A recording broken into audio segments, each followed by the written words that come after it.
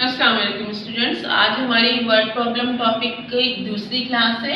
अब पिछली जो आप क्लास में लेते तो उसमें एक ही चीज का बस आप जैसे पिछली क्लास में था कि 15 फिश की कॉस्ट मालूम करनी थी, सिर्फ एक ही चीज आपको मालूम करनी थी। अब यहाँ पर थोड़ा सा मल्टी स्टेप्स के क्वेश्चन है। क्वेश्चन है Tom bought 10 files for $1.75 each, यानी 10 फाइल उसने खरीदी जिसमें हर एक फाइल की कॉस्ट थी $1.75 each. A dozen notebooks for $0.65 each, और हर नोटबुक की जो कॉस्ट है वो है $0.65। He gave the cashier $50। How much change did he receive, उसने $50 कैशियर को दी, यानी 10 फाइल्स खरीदी और एक डजन नोटबुक्स खरीदी, और उसने फिर कैशियर को $50 दिए। आपको ये बताना है कि जो कैशियर ने उसको वापस दिए पैसे वो कितने थे। ठीक है, इसका सलूशन हम करेंगे।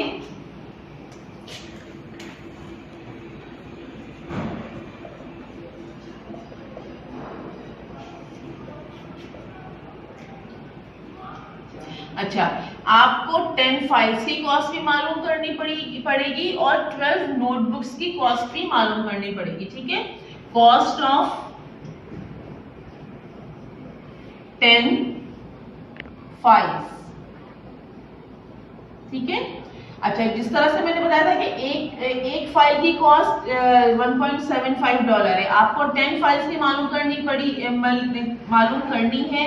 तो पिछले क्वेश्चन में जिस तरह से आपने किया पिछली क्लास में कि 10 की मालूम करनी है तो आपको 10 से मल्टीप्लाई करना पड़ेगा। एक फाइल की कॉस्ट यानी 1.75 को मल्टीप्लाई करना पड़ेगा 10 से। अच्छा, अब हम थोड़ा अपने पिछले क्लासेस की तरफ आते हैं। 10 से मल्टीप्लाई आप ज़बानी कर सकते हैं। किस तरह से? जो मल्टीप्लिकेशन की क्लास थी आपकी डेसिमल वाले चैप्टर में कि डेसिमल को 10 में एक 0 है तो डेसिमल को एक नंबर आगे बढ़ाएंगे। पिछली क्लासों को आपको याद रखना है, भूल नहीं जाना है। यानी 10 फाइल्स की कॉस्ट आ गई बगैर किसी वर्किंग के $17.5। ठीक है, अब हम मालूम करेंगे अ डजन का मतलब 12। Cost of 12 notebooks.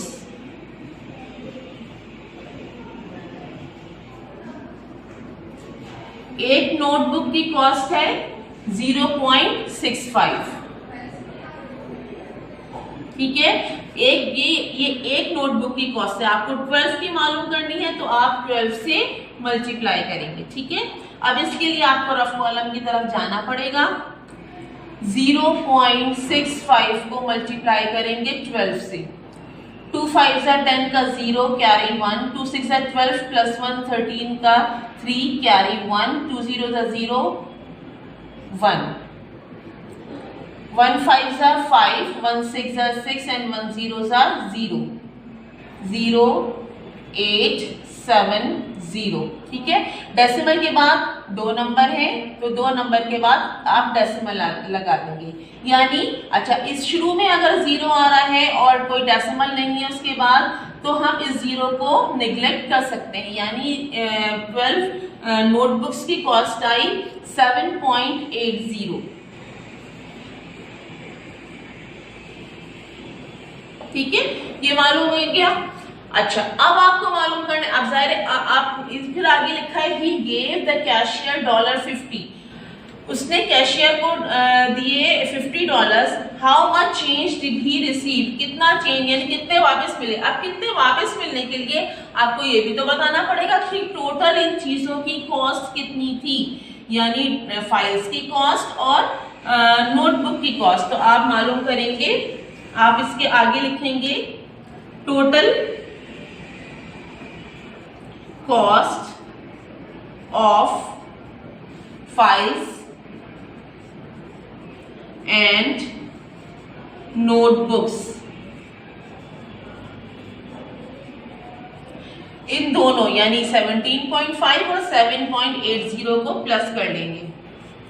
17.5 अच्छा प्लस करें तो डेसिमल के नीचे डेसिमल आना चाहिए।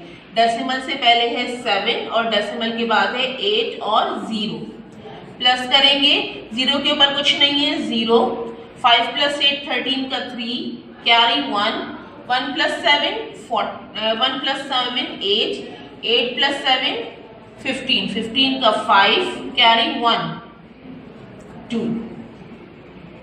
ठीक है, यानी टोटल कॉस्ट फाइल्स की और नोटबुक्स की आ गई $25.30।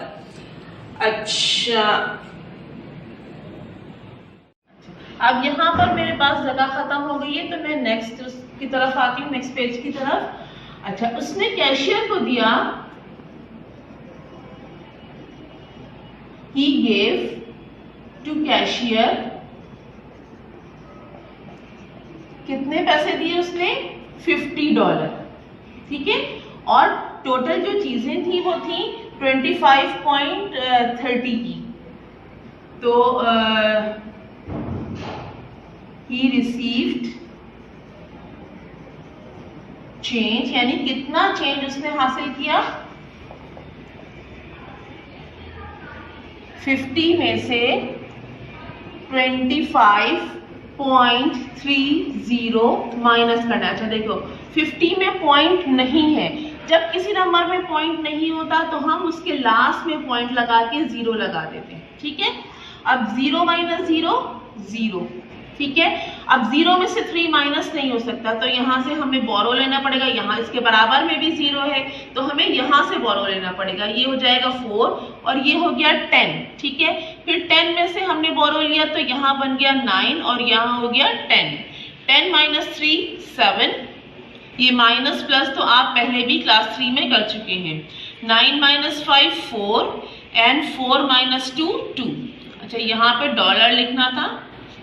ठीक है, अब यानी उसको जो चेंज मिला वो कितना मिला? $24.70 उसको कैशियर वापस करेगा। यही क्वेश्चन आपको, यही आंसर आपको मालूम करना था कि $50 दे के उसको कितना चेंज वापस मिला ये चीजें खरीदने के बाद। इसके साथ ही मैं एक वर्ड प्रॉब्लम आपको अभी होमवर्क के लिए दूंगी, वो भी आपको ये वर्ड प्रॉब्लम भी करनी है, और जो मैं होमवर्क के लिए दूंगी वो वर्ड प्रॉब्लम भी आपको अपनी कॉपी पे करनी होगी।